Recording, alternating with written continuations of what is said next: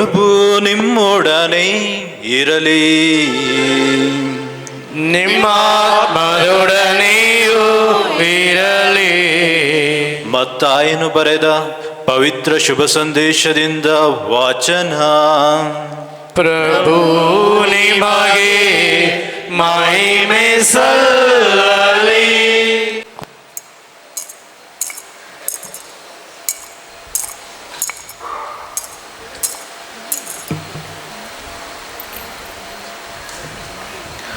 ಆ ಕಾಲದಲ್ಲಿ ಯೇಸು ತಾವು ಜನರ ಗುಂಪನ್ನು ಕಳುಹಿಸಿಬಿಡುವಷ್ಟರಲ್ಲಿ ಶಿಷ್ಯರು ದೋಣಿ ಹತ್ತಿ ತಮಗಿಂತ ಮುಂದಾಗಿ ಸರೋವರದ ಆಚೆಯ ದಡಕ್ಕೆ ಹೋಗಬೇಕೆಂದು ಆಜ್ಞಾಪಿಸಿದರು. ಜನರನ್ನು ಬೀಳ್ಕೊಟ್ಟು ಬಳಿಕ ಪ್ರಾರ್ಥನೆ ಮಾಡಲು ಯೇಸು ಒಬ್ಬರೇ ಬೆಟ್ಟಕ್ಕೆ ಹೋದರು. ಕತ್ತಲೆ ಕವಿದಾಗ ಅವರು ಅಲ್ಲಿ ಒಬ್ಬಂಟಿಗರಾಗಿರುವುದು. ಅಷ್ಟರಲ್ಲಿ ದೋಣಿ ದಡದಿಂದ ಬಹುದೂರ ಸಾಗಿತ್ತು. ಎದುರು ಗಾಳಿ ಬೀಸಿ ಅದು ಅಲೆಗಳ ಬಡಿತಕ್ಕೆ ಸಿಕ್ಕಿಕೊಂಡಿತು. ಆಗ ರಾತ್ರಿಯ ಕಡೇ ಜಾವದ ಸಮಯ. ಯೇಸು ಸರೋವರದ ಮೇಲೆ ನಡೆದುಕೊಂಡೇ ಶಿಷ್ಯರ ಬಳಿಗೆ ಬಂದರು. ಹೀಗೆ ಸರೋವರದ ಮೇಲೆ ನಡೆದು ಬರುತ್ತಿದ್ದ ಯೇಸುವನ್ನು ನೋಡಿದಾಗ ಶಿಷ್ಯರು ಭಯಭ್ರಾಂತರಾದರು, ದಿಗಿಲುಗೊಂಡರು, ಭೂತ ಭೂತ ಎಂದು ಚೀರಿದರು. ತಕ್ಷಣವೇ ಯೇಸು, ಭಯಪಡಬೇಡಿ, ನಾನೇ, ಬೇರೆ ಯಾರೂ ಅಲ್ಲ, ಧೈರ್ಯದಿಂದಿರಿ ಎಂದು ಅವರೊಡನೆ ಮಾತನಾಡಿದರು. ಆಗ ಪೇತ್ರನು, ಸ್ವಾಮಿ, ನೀವೇ ಆದರೆ ನಾನು ನೀರಿನ ಮೇಲೆ ನಡೆದು ನಿಮ್ಮ ಬಳಿಗೆ ಬರುವಂತೆ ಆಜ್ಞಾಪಿಸಿ ಎಂದನು. ಯೇಸು ಬಾ ಎಂದು ಕರೆಯಲು ಪೇತ್ರನು ದೋಣಿಯನ್ನು ಬಿಟ್ಟು ನೀರಿನ ಮೇಲೆ ನಡೆಯುತ್ತಾ ಯೇಸುವಿನತ್ತ ಬಂದನು. ಆದರೆ ಬಲವಾದ ಗಾಳಿ ಬೀಸುತ್ತಿರುವುದನ್ನು ಕಂಡು ಹೆದರಿದನು. ಹಾಗೆಯೇ ಮುಳುಗಿ ಹೋಗಲಾರಂಭಿಸಿದನು. ಆಗ ಸ್ವಾಮಿ, ಕಾಪಾಡಿ ಕಾಪಾಡಿ ಎಂದು ಕೂಗಿಕೊಂಡನು. ಆ ಕ್ಷಣವೇ ಯೇಸು ಕೈಚಾಚಿ ಅವನನ್ನು ಹಿಡಿದುಕೊಂಡು, ಅಲ್ಪವಿಶ್ವಾಸಿಯೇ, ಏಕೆ ಸಂದೇಹಪಟ್ಟೆ ಎಂದರು. ಅನಂತರ ಅವರಿಬ್ಬರು ದೋಣಿಯನ್ನು ಹತ್ತಿದರು. ಕೂಡಲೇ ಗಾಳಿ ನಿಂತು ಹೋಯಿತು. ದೋಣಿಯಲ್ಲಿದ್ದವರು, ನೀವು ನಿಜವಾಗಿಯೂ ದೇವರ ಪುತ್ರ ಎಂದು ಹೇಳಿ ಯೇಸುವನ್ನು ಆರಾಧಿಸಿದರು. ಪ್ರಭುವಿನ ಶುಭ ಸಂದೇಶ. ಕ್ರಿಸ್ತನೇ ನಿಮಗೆ ಸ್ತುತಿ ಸಲ್ಲಲಿ.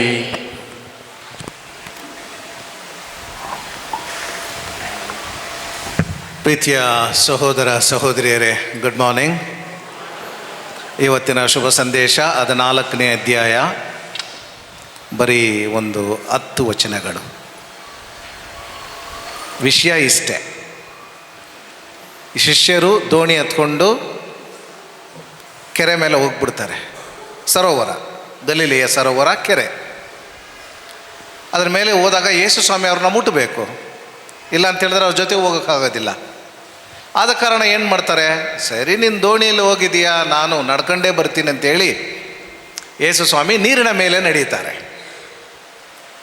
ನಡೆದು ಬಂದಾಗ ಶಿಷ್ಯರು ನೋಡಿದಾಗ ಅವರಿಗೆ ಭಯ. ದೆವ್ವ ಬಂದಿದೆ, ದೆವ್ವ ದೆವ್ವ ದೆವ್ವ ಅಂತ ಕಿರ್ಚ್ಕೊಂಡಾಗ, ದೆವ್ವ ಅಲ್ಲಪ್ಪ, ನಾನೇ. ಪೇತ್ರ ಏನು ಹೇಳ್ತಾನೆ, ಸ್ವಾಮಿ ನೀವು ಮಾತ್ರ ನಡೀತಿರಲ್ಲ, ನಾನು ನಡಿಬಹುದಾ? ಪೇತ್ರನಿಗೆ ಹೇಳ್ತಾರೆ, ನಡಿಬೇಕಾ, ಬಾ. ಆದರೆ ಪೇತ್ರನ ಕೈಯಲ್ಲಿ ನಡೆಯೋಕ್ಕಾಗಲಿಲ್ಲ. ಇಷ್ಟೇ ವಿಷಯ. ಇದರಲ್ಲಿ ನಿಮಗೆ ಒಂದು ಇಂಟ್ರೆಸ್ಟಿಂಗ್ ಕ್ವೆಶ್ಚನ್ ಕೊಡ್ತೀನಿ. ಇಂಟ್ರೆಸ್ಟಿಂಗ್ ಕ್ವೆಶ್ಚನ್ ಅಂತ ಏನಂತ ಹೇಳಿದ್ರೆ, ಯೇಸು ಸ್ವಾಮಿ ನೀರಿನ ಮೇಲೆ ನಡೀತಾರೆ, ಪೇತ್ರ ಪ್ರಯತ್ನ ಮಾಡ್ತಾನೆ, ಆದರೆ ನಡೆಯೋದಿಲ್ಲ. ಇಸ್ರಾಯೇಲ್ ಜನಾಂಗವನ್ನು ದೇವರು ಸಮುದ್ರದ ಮೇಲೆ ನಡ್ಸ್ಕೊಂಡು ಬರ್ಬೋದಾಗಿತ್ತು, ಆದರೆ ಮಾಡಲಿಲ್ಲ. ಸಮುದ್ರವನ್ನು ಇಬ್ಬಾಗವಾಗಿ ಮಾಡಿ ಒಣನೆಲದ ಮೇಲೆ ಅವರನ್ನು ನಡೆಸ್ಕೊಂಡು ಬರ್ತಾರೆ. ಯಾಕೆ? What is the difference? ಇದನ್ನು ಇವತ್ತು ಒಂದಷ್ಟು ಮಟ್ಟಿಗೆ ಅರ್ಥ ಮಾಡಿಕೊಳ್ಳಲು ಪ್ರಯತ್ನ ಮಾಡೋಣ. ಪ್ರೀತಿಯ ಸಹೋದರ ಸಹೋದರಿಯರೇ, ಯೋಬನ ಗ್ರಂಥದಲ್ಲಿ 3ನೇ ಅಧ್ಯಾಯ 9ನೇ ವಚನದಲ್ಲಿ ಹೇಳಲಾಗಿದೆ, ದೇವರು ಮಾತ್ರ ನೀರಿನ ಮೇಲೆ ನಡೆಯುವ ಶಕ್ತಿಯನ್ನು ಹೊಂದಿರ್ತಾರೆ. ದೇವರು ಮಾತ್ರ ನೀರಿನ ಮೇಲೆ ನಡೆಯುವ ಶಕ್ತಿಯನ್ನು ಹೊಂದಿರುತ್ತಾರೆ.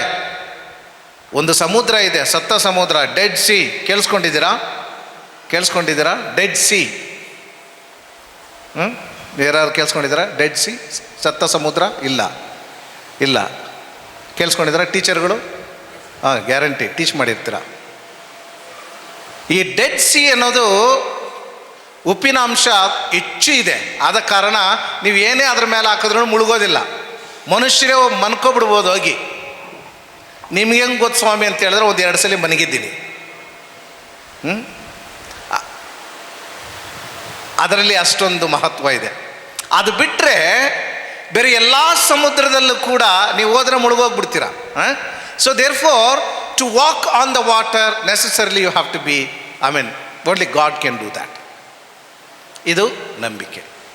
ಎರಡನೇದಾಗಿ, ಈ ನೀರು ಅಂದಾಗ ಭಯಂಕರವಾದ ಭೀಕರ ವಿಷಯಗಳು ಇರುವಂತಹ ಒಂದು ಸ್ಥಳ, ಸೈತಾನನು ಜೀವಿಸುವಂತಹ ಒಂದು ಸ್ಥಳ ಎನ್ನುವುದು ಈ ಇಬ್ರಿಯರು ನಂಬಿದ ಒಂದು ವಿಷಯ.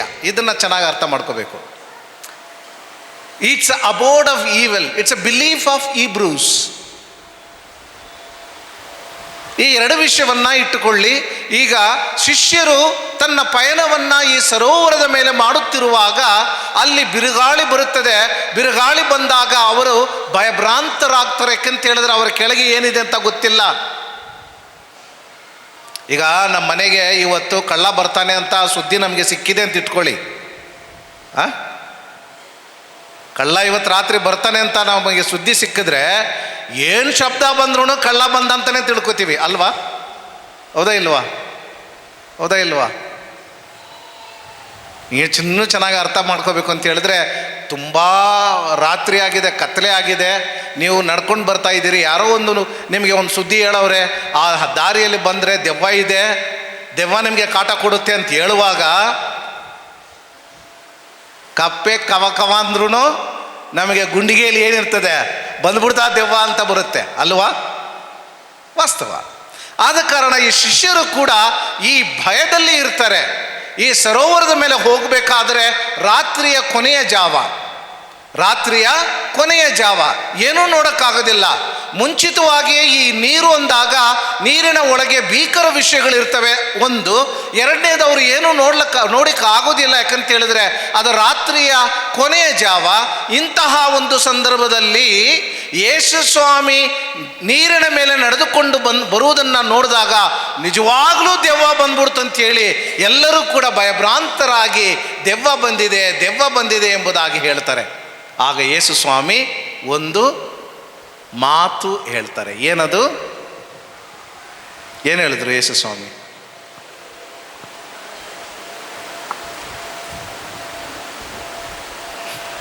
ಏನು ಹೇಳಿದ್ರು? ಸ್ವಾಮಿಯವ್ರ ಪಾಪ ಅಷ್ಟು ಜೋರಾಗಿ ಓದಿದ್ರು, ಗಟ್ಟಿಯಾಗಿ. ಭಯಪಡಬೇಡಿ, ನಾನೇ. Very good. ಗ್ರೀಕ್ ಭಾಷೆಯಲ್ಲಿ ನಾನೇ ಅಂತ ಹೇಳಿದಾಗ ಎಗೋ ಏಮಿ ಅಂತ ಅರ್ಥ. ಎಗೋ ಏಮಿ ಯಾಕೆ ಹೇಳ್ತೀನಿ ಅಂತ ಹೇಳಿದ್ರೆ, ಹಳೆಯ ಒಡಂಬಡಿಕೆಯಲ್ಲಿ ವಿಮೋಚನಾ ಕಾಂಡದಲ್ಲಿ 3ನೇ ಅಧ್ಯಾಯ 14ನೇ ವಚನದಲ್ಲಿ ಮೋಶೆಗೆ ದೇವರು ಕಾಣಿಸ್ಕೊಂಡಾಗ ಮೋಶೆ ಒಂದು ಪ್ರಶ್ನೆ ಕೇಳ್ತಾನೆ, ಸ್ವಾಮಿ ಇದೆಲ್ಲ ಸರಿ, ನಿಮ್ಮ ಹೆಸರೇನು, ನಾನು ಏನಂತ ಹೋಗಿ ಹೇಳಲಿ? ಆಗ ದೇವರು ಹೇಳ್ತಾರೆ, ಎಗೋ ಏಮಿ, ಇರುವಾತನು ನಾನೇ. ಇವತ್ತಿಗೂ ಕೂಡ ಯೇಸು ಸ್ವಾಮಿ ಅವರ ಮುಂದೆ ಬಂದಾಗ ದೆವ್ವ ಅಂತ ಇವರು ಭಯಭ್ರಾಂತರಾಗಿ, ಯಾರು ನೀವು ಅಂತ ಕೇಳಿದಾಗ ಎಗೋ ಏಮಿ, I am the Lord, I am who I am, ಇರುವಾತನು ನಾನೇ. ಅವರ ದೈವತ್ವವನ್ನ ಅವರು ವ್ಯಕ್ತಪಡಿಸುತ್ತಾರೆ. Therefore he walks on the water. ಎರಡನೇದಾಗಿ ಪ್ರೀತಿಯ ಸಹೋದರ ಸಹೋದರಿಯರೇ, ಯೇಸು ಸ್ವಾಮಿಯ ಈ ದೈವತ್ವವನ್ನು ನೋಡಿದಂತಹ ಪೇತ್ರ ಭಯಭ್ರಾಂತನು ಮಾತ್ರವಲ್ಲ, ಆಶ್ಚರ್ಯಚಕಿತನಾಗ್ತಾನೆ. ಅವನು ಹೇಳ್ತಾನೆ, ಸ್ವಾಮಿ ನೀವು ಎಷ್ಟು ಸುಂದರವಾಗಿ ಈ ನೀರಿನ ಮೇಲೆ ನಡೆದುಕೊಂಡು ಬರುತ್ತೀರಿ, ನಾನೂ ಕೂಡ ಬರಬಹುದೇ, ನಾನೂ ಕೂಡ ಬರಬಹುದೇ? ಪೇತ್ರನಿಗೆ ಹೇಳ್ತಾರೆ, ಪೇತ್ರ ನಿನಗೆ ಇಷ್ಟವಾದರೆ ನಡೆದುಕೊಂಡು ಬಾ, ನಿನಗೆ ಇಷ್ಟವಾದರೆ ನಡೆದುಕೊಂಡು ಬಾ, ಕಮ್ ಕಮ್. ಮೊದಲನೇ ವಾಚನದಲ್ಲಿ ಎಲಿಯ ಪ್ರವಾದಿ ತನ್ನ ಪ್ರಾಣವನ್ನು ಉಳಿಸ್ಕೊಳ್ಳೋದಕ್ಕೆ ನನಗೆ ಈ ಪ್ರಾಣನೇ ಬೇಡ ಎಂಬುದಾಗಿ ಪ್ರಾರ್ಥನೆ ಮಾಡ್ತಾನೆ. ಜೆಸೆಬೆಲ್ ಕೊಲೆ ಮಾಡೋದಕ್ಕೆ ಕಾಯ್ತಾ ಇರ್ತಾಳೆ. ಇವರು ಹೋಗ್ತಾ ಇದ್ದಾರೆ, ಸ್ವಾಮಿ ನನಗೆ ಈ ಜೀವ ಬೇಡ, ಹೆಂಗಿದ್ರು ನನ್ನ ಕೊಲೆ ಮಾಡಿಬಿಡ್ತಾಳೆ, ಮತ್ತೆ ನಾನು ಯಾಕೆ ಜೀವಿಸಬೇಕು ಅಂತ ಕೇಳಿದಾಗ ಕಮ್ ಕಮ್. ಆತ 40 ದಿನ ನಡ್ಕೊಂಡು ಹೋಗ್ತಾನೆ. ಪ್ರೀತಿಯ ಸಹೋದರ ಸಹೋದರಿಯರೇ, ನಿದ್ದೆ ಮಾಡ್ತಾರೆ, ಎಬ್ಬಿಸಿ ತಿನ್ನು ಅಂತಾರೆ, ಮತ್ತೆ ನಿದ್ದೆ ಮಾಡ್ತಾರೆ, ಎಬ್ಬಿಸಿ ತಿನ್ನು ಅಂತಾರೆ.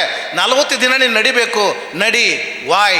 Come I will reveal myself, come I will reveal myself. ಬಾ. ಪೇತ್ರನಿಗೆ ಹೇಳ್ತಾರೆ, ಪೇತ್ರ ಬಾ.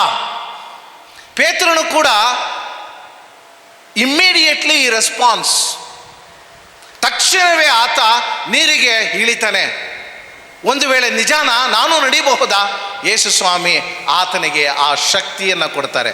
ಪ್ರೀತಿಯ ಸಹೋದರ ಸಹೋದರಿಯರೇ, ನಾನು ಹೇಳಿದೆ, ಯೋಬನ ಗ್ರಂಥದಲ್ಲಿ ನೀರಿನ ಮೇಲೆ ನಡೆಯುವ ಶಕ್ತಿ ದೇವರಿಗೆ ಮಾತ್ರ. ಆದರೆ ಪೇತ್ರ ಹೇಗೆ ನಡೆದ? This is the question. ನೀವು ಕೇಳಬೇಕು, ನೀವು ಕೇಳೋದಿಲ್ಲ, ನಾನೇ ಕೇಳ್ಕೊತೀನಿ. ದೇವರು ಮಾತ್ರ ನೀರಿನ ಮೇಲೆ ನಡೆಯುವ ಶಕ್ತಿ ಹೊಂದಿರುತ್ತಾರೆ. ಅಂದ ಮೇಲೆ ಪೇತ್ರ ನೀರಿನ ಮೇಲೆ ಹೇಗೆ ನಡೆದ? ಪ್ರೀತಿಯ ಸಹೋದರ ಸಹೋದರಿಯರೇ, ಯೇಸು ಸ್ವಾಮಿ ತನ್ನ ಆ ಒಂದು ಶಕ್ತಿಯಲ್ಲಿ ಭಾಗವಹಿಸುವ ಅರ್ಹತೆಯನ್ನ ಪೇತ್ರನ ಪ್ರಾರ್ಥನೆಯನ್ನ ಕೇಳಿ ಆತನಿಗೆ ಕೊಡ್ತಾರೆ. ಪೇತ್ರನ ಪ್ರಾರ್ಥನೆಯನ್ನು ಕೇಳಿ ಅವರ ಶಕ್ತಿಯಲ್ಲಿ ಪಾಲುಗೊಳ್ಳುವ ಅವಕಾಶವನ್ನ ಆತನಿಗೆ ಮಾಡಿಕೊಡುತ್ತಾರೆ. ಆತನು ಮಾಡಬೇಕಾದ್ದಲ್ಲ ಇಷ್ಟೇ, ಯೇಸು ಸ್ವಾಮಿಯ ಮಾತಿನಲ್ಲಿ ಶಕ್ತಿ ಇದೆ ಎನ್ನುವ ನಂಬಿಕೆಯೊಂದಿಗೆ ಆತನು ನೀರಿಗೆ ಇಳಿಬೇಕಾಗಿತ್ತು. ಮಹಡಿ ಮೇಲಿಂದ ಮಗು ನಿಂತಿದೆ, ತಂದೆ ಹೇಳ್ತಾನೆ ಕೆಳಗೆ, ನೀನು ದುಮ್ಕಪ್ಪ ನಾನು ಹಿಡ್ಕೋತೀನಂತ. ನಮ್ಮಪ್ಪ ನಿಜವಾಗ್ಲೂ ಹಿಡಿತಾನ? ಯಾವತ್ತೂ ಕ್ರಿಕೆಟೇ ಆಡಲಿಲ್ಲಲ್ಲ ಅಂತ ಯೋಚನೆ ಮಾಡಿದ್ರೆ ಮಗು ದುಮ್ಕಲ್ಲ, ತಂದೆ ಹಿಡಿಯೋದಿಲ್ಲ ಅಲ್ವಾ? ನಮ್ಮಪ್ಪ ತನ್ನ ಪ್ರಾಣಕ್ಕಿಂತ ಮಿಗಿಲಾಗಿ ನನ್ನ ಕಾಪಾಡ್ತಾನೆ ಎಂಬ ನಂಬಿಕೆ ಆ ಮಗುವಲ್ಲಿದ್ದರೆ ದುಮ್ಕ್ಬಿಡುತ್ತೆ ಅಲ್ವಾ? ಪ್ರೀತಿಯ ಸಹೋದರ ಸಹೋದರಿಯರೇ, ಇಲ್ಲಿ ಪೇತ್ರನಿಗೆ ಯೇಸು ಸ್ವಾಮಿಯ ಮಾತಿನಲ್ಲಿ ನಂಬಿಕೆ ಇತ್ತು. ಖಂಡಿತವಾಗಿ ನಾನು ಕೂಡ ಯೇಸು ಸ್ವಾಮಿಯಾಗಿ ನಡೀತೀನಿ. ಯಾಕೆಂತ ಹೇಳಿದ್ರೆ ಹೇಳುವವರು ಏಗೋ ಏಮಿ, ಇರುವಾತನು ನಾನು ಹೇಳ್ತಾ ಇದ್ದಾರೆ, ನಾನು ನಡಿಬಹುದಾ? ನಡೆಯಬಹುದು. But this journey is not long. ಆ ಪಯಣ ತುಂಬಾ ದೂರ ಹೋಗ್ಲಿಕ್ಕೆ ಆಗಲಿಲ್ಲ. ಕಾರಣ ಆತನಿಗೆ ನಂಬಿಕೆ ವಿಶ್ವಾಸವಿದ್ದರೂ ಕೂಡ ತನ್ನ ಮನುಷ್ಯತ್ವ ಎನ್ನುವ ಬಲಹೀನತೆ ಆತನಿಗೆ ಅನೇಕ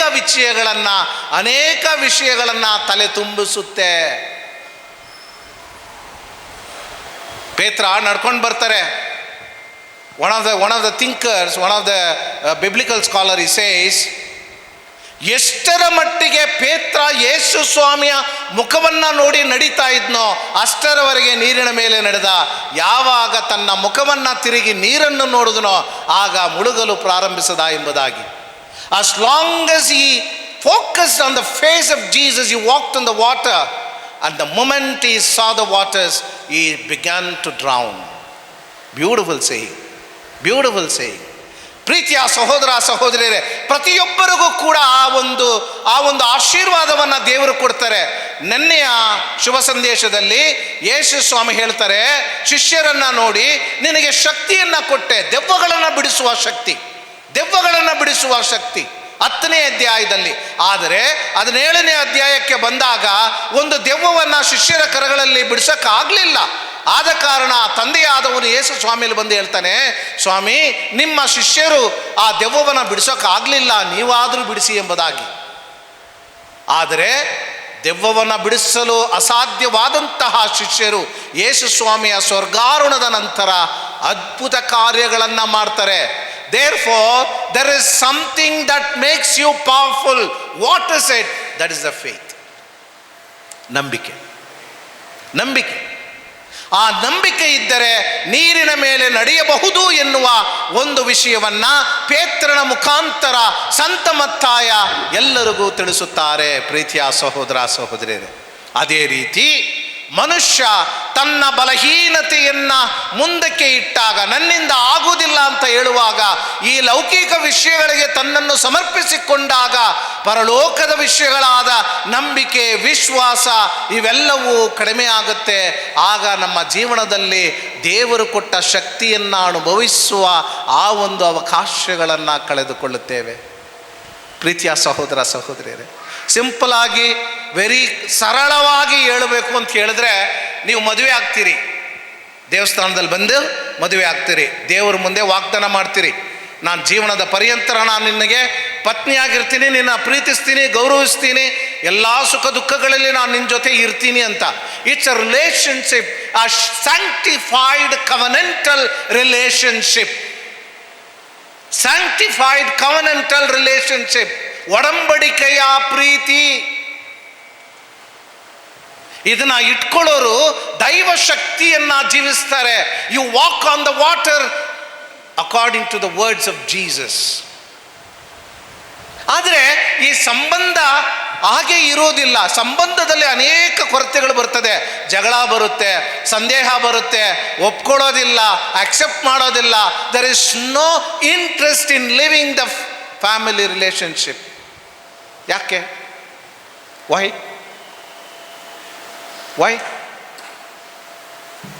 ನೋ? ಪ್ರತಿಯೊಂದು ಕುಟುಂಬದಲ್ಲಿ ಇರುವ ವಿಷಯ ಅಲ್ವಾ? ನಿಜವಾಗಲೂ ನನ್ನ ಪತಿಯನ್ನು ನಾನು ಪ್ರೀತಿಸ್ತೀನಿ ನನ್ನ ಪ್ರಾಣಕ್ಕಿಂತ ಮಿಗಿಲಾಗಿ ಅಂತ ಹೇಳಿದ್ರೆ, ನೀನು ಮಾಡಿದ ವಾಗ್ದಾನ, ಪರಿಶುದ್ಧವಾದ ಆ ಪ್ರೀತಿಯನ್ನ ಉಳಿಸ್ಕೋತಾ ಇದೆಯಾ? ಪರಿಶುದ್ಧವಾದ ಹಾದಿಯನ್ನ ನೀರಿನ ಮೇಲೆ ದೇವರ ವಾಕ್ಯದೊಂದಿಗೆ ನಡೀತಾ ಇದೆಯಾ? ಒಂದು ವೇಳೆ ನನ್ನ ಪತಿಯೊಡನೆ ಪತ್ನಿಯೊಡನೆ ಒಳ್ಳೆಯ ಸಂಬಂಧವನ್ನು ಏರ್ಪಡಿಸ್ಕೊಳ್ಳೋಕೆ ಆಗೋದಿಲ್ಲ, ಅವರಲ್ಲಿ ನಂಬಿಕೆ ವಿಶ್ವಾಸವಿಲ್ಲ, ಪ್ರೀತಿ ಸಮಾಧಾನ ಇಲ್ಲ, ಅವರಿಗೆ ಅಪ್ರಿಷಿಯೇಷನ್ ಮಾಡಲ್ಲ, ತಪ್ಪು ಮಾಡಿದಾಗ ಸಾರಿ ಕೇಳೋದಿಲ್ಲ ಅಂತ ಹೇಳಿದ ಮೇಲೆ ನಿನ್ನ ಸಂಬಂಧದಲ್ಲಿ ಕೊರತೆ ಬಂದಿದೆ. ಆ ಸಂಬಂಧದಲ್ಲಿ ಬಂದ ಕೊರತೆಯ ಕಾರಣ ಏನು? Is it your ego? Is it your selfishness, ಸ್ವಾರ್ಥ, ಅಹಂಕಾರ, ಅಥವಾ ಬೇರೆ ಏನು? ಪ್ರೀತಿಯ ಸಹೋದರ ಸಹೋದರಿಯರೇ, ಬಲಹೀನತೆಗೆ ನೀನು ಮುಖ್ಯತ್ವವನ್ನು ಕೊಟ್ಟಾಗ ನಿನ್ನ ಸಂಬಂಧದಲ್ಲಿ ಕೊರತೆ ಬರುತ್ತೆ. You are not able to walk on the water because you are immersed with fear.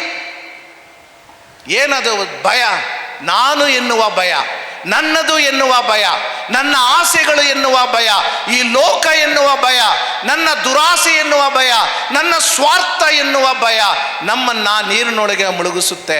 ಪ್ರೀತಿಯ ಸಹೋದರ ಸಹೋದರಿಯರೇ, you got to learn lesson from Saint Peter.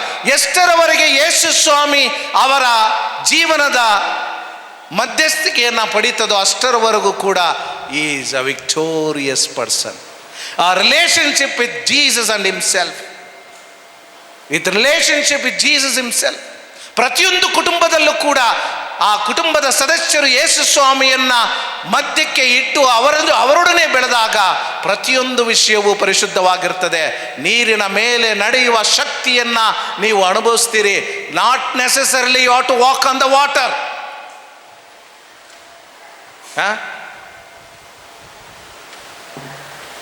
ಸಮುದ್ರಗಳಿವೆ, ನಾನು ಇವತ್ತು ನಡೀತೀನಿ ಅಂತ ಹೋಗ್ಬಿಡ್ಬೇಡಿ. Not necessary you have to go to sea and walk. ಕುಟುಂಬ ಎನ್ನುವ ನಿನ್ನ ಈ ಸಮುದ್ರದಲ್ಲಿ ನಡೆಯಲು ಪ್ರಯತ್ನ ಮಾಡು. ಪ್ರೀತಿಯ ಸಹೋದರ ಸಹೋದರಿಯರೇ, ನಾನೊಂದು ಪ್ರಶ್ನೆ ಕೇಳಿದ್ದೆ. ಏನಂತ ಹೇಳಿದ್ರೆ, ಯೇಸು ಸ್ವಾಮಿ ಪೇತ್ರನನ್ನ ನೀರಿನ ಮೇಲೆ ನಡೆಸಿದ್ರು, ಆದರೆ ದೇವರು ಇಸ್ರಾಯೇಲ್ ಜನರನ್ನ ಯಾಕೆ ನೀರಿನ ಮೇಲೆ ನಡೆಸಲಿಲ್ಲ ಅಂತ. Sir, there is a difference. What is the difference? God made them walk on the dry land because he wanted to give them salvation.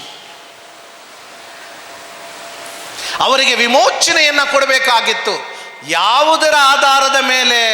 ಅಬ್ರಹಾಮನಿಗೆ ಮಾಡಿಕೊಟ್ಟ ಆ ಒಂದು ಒಡಂಬಡಿಕೆಯ ಮಾತಿನ ಮೇರೆಗೆ ಅವರಿಗೆ ವಿಮೋಚನೆಯನ್ನು ಕೊಡಬೇಕಾಗಿತ್ತು. Not necessarily all the people of Israel had faith and therefore God made them to walk on water. ಇಲ್ಲ.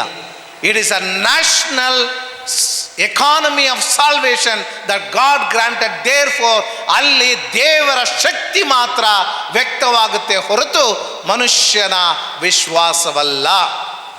ಆದ ಕಾರಣ ದೇವರು ಆ ಸಮುದ್ರವನ್ನು ಈ ಭಾಗವಾಗಿ ಮಾಡಿ ಒಣನೆಲದ ಮೇಲೆ ಅವರನ್ನು ಮುನ್ನಡೆಸಿಕೊಂಡು ಹೋಗ್ತಾರೆ. ಆದರೆ ಪೇತ್ರನಿಗೆ ಆ ನೀರಿನ ಮೇಲೆ ನಡೆಯುವ ಶಕ್ತಿಯನ್ನು ಕೊಟ್ಟರು. ಪ್ರೀತಿಯ ಸಹೋದರ ಸಹೋದರಿಯರೇ, ಇವತ್ತಿಗೂ ಕೂಡ ದೇವಸ್ಥಾನದಲ್ಲಿ ಕೂತಿರುವ ನಿಮ್ಮ ಪ್ರತಿಯೊಬ್ಬರು ಕೂಡ ನಿಮ್ಮ ಆಸೆಯನ್ನು ಮೆಚ್ಚುತ್ತಾರೆ ದೇವರು. ನಿಮ್ಮ ಆಸೆಯನ್ನು, ನಂಬಿಕೆಯನ್ನು, ನಿಮ್ಮ ವಿಶ್ವಾಸವನ್ನು. ಈ ದೇವಾಲಯದಲ್ಲಿ ಭಾನುವಾರ ಬೆಳಗ್ಗೆ ಎಷ್ಟೋ ಇಂಟ್ರೆಸ್ಟಿಂಗ್ ಆಗಿರೋ ಮ್ಯಾಟರ್ಸ್ ಇದೆ ಅಲ್ವಾ? ಎಷ್ಟೋ ಬೆಂಗಳೂರಲ್ಲಿ ಏನೇನೋ ನಡೀತಾ ಇದೆ.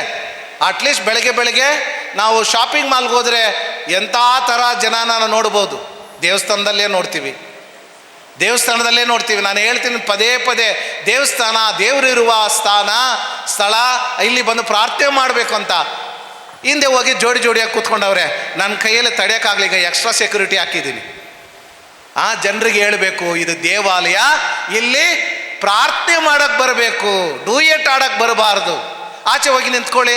ಎಷ್ಟು ಜನ ಫೋನ್ ಇಟ್ಕೊಂಡು ಅಲ್ಲಿಗಿಂಚ್ಕೊಂಡಿರ್ತಾರೆ. ಫೋನ್ ಇಟ್ಕೊಂಡು ಅಲ್ಲಿಗಿಂಚ್ಕೊಳ್ಳೋಕ್ಕೆ ನೀವು ದೇವಸ್ಥಾನಕ್ಕೆ ಬರ್ತೀರಿ? ಅಲ್ಲೂ ಅಲ್ಲ. ದೇವರ ಹತ್ರ ಬೇಡೋದಕ್ಕೆ ಬರ್ತೀವಿ, ದೇವರ ಹತ್ರ ಆಶೀರ್ವಾದವನ್ನು ಪಡ್ಕೊಳ್ಳೋಕೆ ಬರ್ತೀವಿ. ಏನು ಎಲ್ಲಿ ಮಾಡಬೇಕು ಅದನ್ನು ಮಾಡೋಕ್ಕೆ ಸಿದ್ಧನಿಲ್ಲ ಮನುಷ್ಯ. ಪ್ರೀತಿಯ ಸಹೋದರ ಸಹೋದರಿಯರೇ, ದೇವಸ್ಥಾನಕ್ಕೆ ಬಂದು ನೀನು ಸೆಲ್ಫಿ ತಗೊಂಡ್ರೆ ದೇವರ ಹತ್ರ ಪ್ರಾರ್ಥನೆ ಮಾಡೋಕ್ಕೆ ಮಾರ್ಕೆಟ್ಗೆ ಹೋಗ್ತೀಯಾ ಅಥವಾ ಪಾರ್ಕ್ ಹೋಗ್ತೀಯಾ? ಎಲ್ಲಿಗೆ ಹೋಗ್ತೀಯಾ? ಪ್ರೀತಿಯ ಸಹೋದರ ಸಹೋದರಿಯರೇ, ಆಲೋಚನೆ ಮಾಡಬೇಕು. ಪ್ರೀತಿಯ ಸಹೋದರ ಸಹೋದರಿಯರೇ, ಈ ಜೀವನವೆನ್ನುವ ಈ ಸಮುದ್ರದಲ್ಲಿ ಸೈತಾನನನ್ನು ಗೆದ್ದು, ಕೆಟ್ಟ ವಿಷಯಗಳನ್ನು ಗೆದ್ದು, ತನ್ನಲ್ಲಿರುವ ಕೆಟ್ಟ ವಿಷಯಗಳನ್ನು ಗೆದ್ದು ನೀರಿನ ಮೇಲೆ ನಡೆಯಬೇಕು. ಅದನ್ನು ನಾನು ಇನ್ನೂ ಶಾಶ್ವತವಾಗಿ ಮಾಡಬೇಕು ಅಂತ ಹೇಳಿದರೆ ದೈವ ಅನುಗ್ರಹ ನಿಮ್ಮಲ್ಲಿ ಒಂದಷ್ಟು ಮಟ್ಟಿಗೆ ಇರಬೇಕು. ದೈವ ಭಯ ನಿಮ್ಮಲ್ಲಿ ಒಂದಷ್ಟು ಮಟ್ಟಿಗೆ ಇರಬೇಕು. ಅವರೊಡನೆ ಅವರು ನೀಡುವ ಆ ವರದಾನಗಳೊಂದಿಗೆ ನೀವು ನಿಮ್ಮ ಕುಟುಂಬ ಎನ್ನುವ ಸಮುದ್ರದ ಮೇಲೆ ನಡೆಯಬಹುದು. ಇಲ್ಲ ಅಂತ ಹೇಳಿದ್ರೆ ಮುಳುಗೋಗ್ತೀರಿ. ಪ್ರೀತಿಯ ಸಹೋದರ ಸಹೋದರಿಯರೇ, ಎಷ್ಟು ಮಟ್ಟಿಗೆ ಸಾಕು ಅನ್ಸ್ಕೊತೀನಿ. ಏಕೆಂತ ಹೇಳಿದ್ರೆ ಗ್ರಹಿಸಿಕೊಳ್ಳಬೇಕಾದ ವಿಷಯಗಳನ್ನು ನಾನು ನಿಮಗೆ ತಿಳಿಸಿದ್ದೇನೆ. ಆದ್ದರಿಂದ ಪ್ರೀತಿಯ ಸಹೋದರ ಸಹೋದರಿಯರೇ, ಉತ್ತರ ಇಲ್ದಿರೋ ಪ್ರಶ್ನೆಯೇ ಇಲ್ಲ. ಕೆಲವೊಂದು ಕುಟುಂಬಗಳಲ್ಲಿ ಹೇಳ್ತಾರೆ, ಇದು ಆಗೋದೇ ಇಲ್ಲ. ಒಂದು 6 ವರ್ಷ 7 ವರ್ಷ ಜೀವನ ಮಾಡಿದ್ಮೇಲೆ, 6 ವರ್ಷ ಜೀವನ ಮಾಡಿದ್ರಲ್ಲ, 6 ವರ್ಷ ಆಯ್ತಾ? 6 ವರ್ಷಗಳಾದಮೇಲೆ ನಿಮ್ಮ ಕುಟುಂಬ ನಿಮ್ಮನ್ನು ಉಳಿಸ್ಕೊಳಕ್ಕಾಗಲಿಲ್ಲ. 6 ವರ್ಷ ಆದಮೇಲೆ ಇವಾಗ ತಾನೇ ಗೊತ್ತಾಗಿದೆ ಫಾದರ್, ಇವನು ಎಂಥವನಂತ, ಇವಳು ಎಂಥವಳು ಅಂತ ಗೊತ್ತಾಗಿದೆಯಲ್ಲ. ಅದರಂತೆ ನೀವು ಸ್ವಲ್ಪ ಬದಲಾಯಿಸ್ಕೊಳ್ಳಿ, ಪ್ರಾರ್ಥನೆ ಮಾಡಿ. ಪ್ರೀತಿಯ ಸಹೋದರ ಸಹೋದರಿಯರೇ, ಅದೇ ನಾನು ಹೇಳ್ತಾ ಇದ್ದೀನಿ.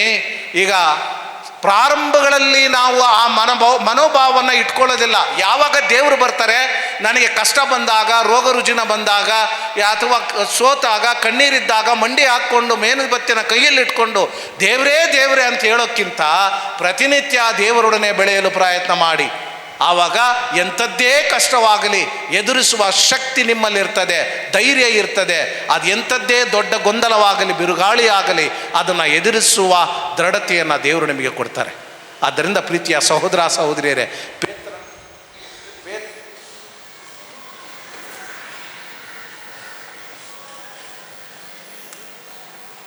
ಕೇಳಿಸ್ತದ? ಓಕೆ. ಪೇತ್ರನಂತೆ ಪ್ರಾರ್ಥನೆ ಮಾತ್ರ ಸಾಲದು. ಆ ಪ್ರಾರ್ಥನೆಯನ್ನು ಜೀವಿಸುವ ದೃಢತೆ ನಮಗೆ ಬೇಕು.